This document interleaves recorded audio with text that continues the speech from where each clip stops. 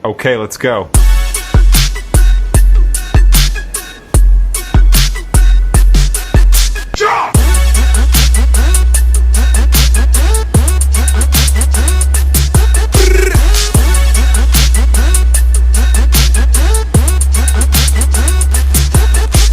Okay, let's go.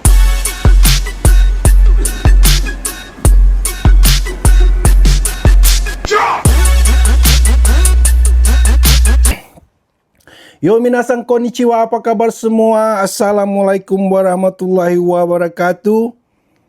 Dan salam ye WhatsApp untuk tetangga Indonesia, pakcik-makcik Malaysia. Baru saja saya mengunggah video YouTube tentang Starlink. Saya merasa itu keputusan pintar. Pak Prabowo tidak memakai Starlink di samping dengan alasan mahal.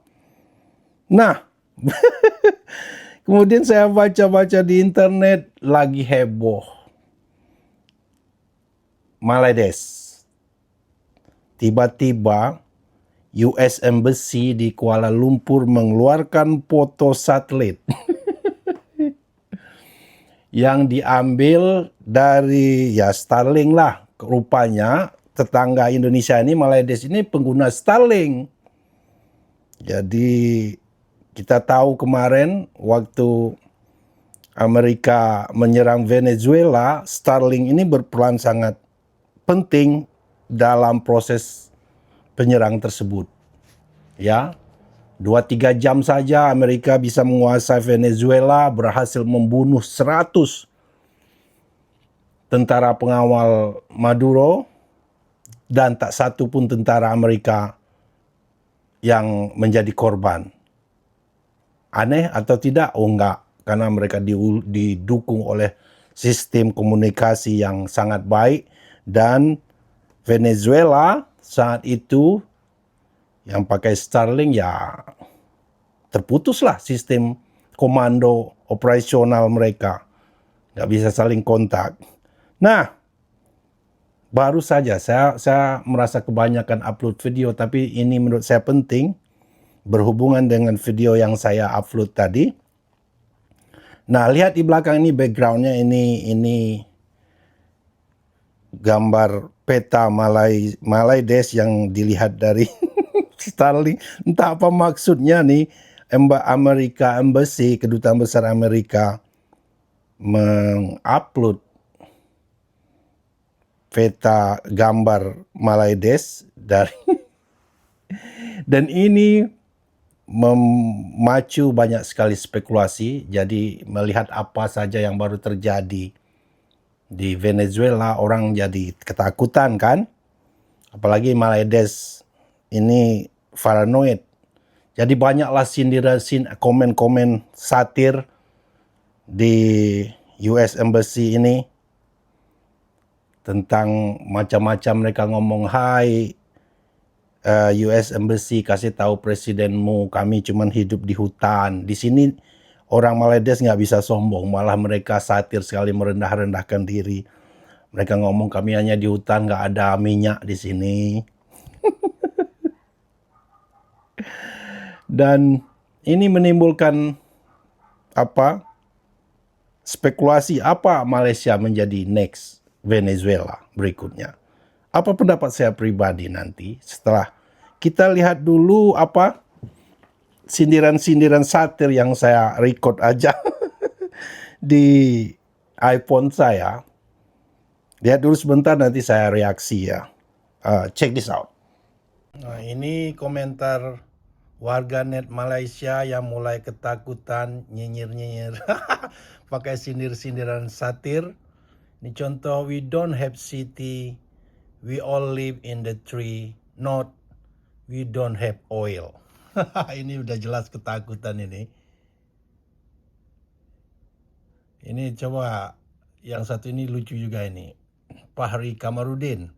"Hey, please tell you president we don't have oil ya. We only have saji cooking oil." Udah mulai takut kawan nih.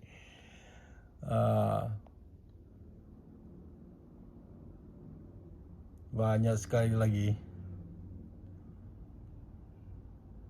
Ini yang jelas saja nih.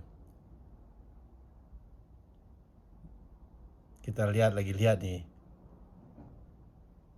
Just to clarify, Malaysia has red land, not a green land.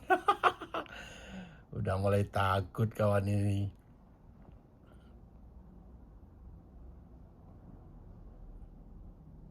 Ini perhatikan komentar-komentar yang satir dan lihat sekali mereka mulai takut ini.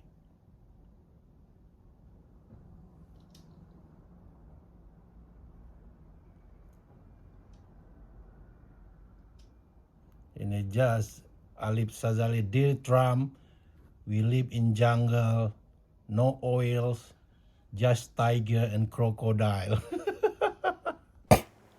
Nah, udah kita lihat tadi kan, itu sindiran komen-komen satir yang menurut saya sedikit cermin daripada ketakutan rakyat Malaysia, ya. Dan itu menurut saya wajar saja. Wajar saja. Menurut pendapat saya pribadi, saya rakyat Malaysia ini nggak perlu paranoid begitu lagi. Karena apa? Karena secara tidak langsung Malaysia itu udah di genggaman Amerika. Ya, kita udah bahas beberapa video. Kalau yang pengikut saya yang setia paham betul, channel saya membahas tentang bagaimana perjanjian dagang Amerika dengan Malaysia ini sudah membuat udah nggak ada lagi kedaulatan Malaysia ini, ya, si Malaysia ini udah seperti kerbau dicocok hidungnya. Kalau bahasa kasarnya, kalau dia ngomong sering menghina orang Indonesia babu, Malaysia inilah babu abadi satu negara gara-gara hasil perjanjian dagang mereka. Dan yang lucunya, saya yang YouTuber kecil ini dihina-hina sama mereka biar tentang pendapat saya tentang masalah ART ini. Para Benik juga pernah membahas ini. Mereka ngomong TikToker bodoh Indonesia. Contoh channel seperti Mr. Fakta ngambil potong-potongan saja. Ironinya, kok kami yang TikToker kecil yang kalian hina-hina itu jauh lebih pintar daripada ekonom kalian semua yang kalian bangga-banggakan, termasuk semua netizennya. Jauh-jauh hari, Benik tahu, saya juga reaksi. Kemudian setelah beberapa bulan, barulah Mahathir Mohamad, bapak yang sangat dihormati lah di Malaysia, menvalidasi bahwa apa yang kita orang omongan itu benar. Jadi kenapa kalian harus bereaksi sekarang sangat ketakutan Malaysia jadi target berikut Amerika? Kalian tuh sudah di genggaman Amerika. Tapi caranya lebih halus. Jadi kalian memang jauh sebelum Venezuela, Malaysia dulu yang udah ditaklukkan Amerika, tapi dengan cara perjanjian dagang ART tadi, tarif tadi. Itu kan ngomong. Contoh, semua barang Amerika boleh masuk ke sana tanpa pajak juga. Produk-produk digital mereka nggak boleh dipajakin. Perusahaan-perusahaan Amerika punya hak sama dengan perusahaan-perusahaan Bumi Putra. Malaysia tidak boleh berhubungan dengan mitra ekonomi lain tanpa sepengetahuan izin Amerika. Contoh, kalian harus invest sekian bilion ringgit ke Amerika. Kalian harus beli pesawat Boeing yang notabene kalian nggak butuh. Kalian juga harus beli gas yang pada dasarnya kalian juga jualan gas. Ibarat jualan, kamu punya warung nasi lemak, Tapi kamu dipaksa beli nasi lemak di warung orang lain. Ngomong apa lagi itu? Apalagi yang harus ditakutkan. Sudah segitunya kalian dikuasai Amerika. Apalagi yang harus ditakutkan melihat gambar satelit ini. Yang lebih parah lagi, kalian tidak bisa membatalkan perjanjian ini karena sudah tanda tangan. Negara lain belum ada tanda tangan. Indonesia belum tanda tangan. Ya. Udah tanda tangan. Terus kalian juga di klausalnya tidak boleh melapor ke WTO, bahasa Inggrisnya WTO. Organisasi perdagangan kalau mau coba-coba merubah perjanjian. Nggak bisa. Dah, yang lucunya Amerika bisa membatalkan semua perjanjian. Satu pihak saja. Kalian nggak bisa, Amerika bisa. Ngomong kedaulatan apa lagi yang kalian omongkan. Dulu waktu kami dari Indonesia yang bodoh-bodoh ini, YouTuber, TikToker, goblok yang kalian ketawain ini, ekonom pisang goreng, macam-macam, kalian ngetawain kami ngasih tahu, bukannya berterima kasih, bukannya belajar, malah kalian ketawain. Ya, kesombongan kalian itu membahayakan sekali. Ya, orang kalau bodoh itu kalau nggak sombong nggak masalah. Ini sudah bodoh, sombong, dikasih tahu ngeyel. Ya, ini secara nggak langsung mungkin Amerika cuma ngasih peringatan yang nggak tersirat. Makanya reaksi kalian di sini sangat paranoid dan itu wajar sekali menurut saya. Ngapain dia upload peta kalian ini lewat Starlink? Jadi tak ada lah. Buat Amerika kalian tuh udah diikatnya kakinya, udah dicocok hidungnya. Jadi nggak bisa macam-macam. Nggak bisa macam-macam. Ya. Mau macam-macam, Elon Musk tinggal matiin aja Starlink-nya 1-2 jam. Udah lumpuh dah Maledes itu, dikuasai dah oleh Amerika. Ngomong ringgit berjaya. Kalian nggak tahu kenapa ringgit berjaya itu. Karena banyak pengusaha Amerika masuk ke sana, invest ke sana. Kenapa mereka invest? Karena ya gratis. Kalian cuman ibarat, ada yang bagus sekali tuh. Contoh yang bagus, ada yang komen di channel saya, video saya kemarin. Ibarat punya warung, kita yang punya warung ini, ada orang lain datang numpang dagang, tapi kita nggak punya kuasa dengan barang mereka, dengan apa yang mau mereka jual, kita nggak boleh ngambil keuntungan sedikit pun dari hasil jualan mereka. Nah, itulah yang terjadi. Yang pintar di sini ya Amerika dong. Saya nggak salahin Amerika, pinter. Betapa bangganya Nvidia datang ke sana. Kalian nggak tahu berapa banyak air yang dibutuhkan untuk cooling down-nya itu. Sampai Johor udah krisis air itu. Ya oke lah. Sampai yang sadis itu apalagi. Sampai label halal pun itu Amerika yang tentukan. Jadi Indonesia hati-hati juga kalau ada barang-barang dari Maledes ini yang bermerek halal. Ya Desya, kalian ini ngapain takut? Kalian tuh pada dasarnya udah dikuasai Amerika. Secara halus, secara ekonomi. Kalau militer gampang sekali, kalian sangat lemah. Lihat aja nomor berapa di ASEAN aja, kalian udah nomor 4, nomor 5, nggak ada apa-apanya. Alutsista tua-tua.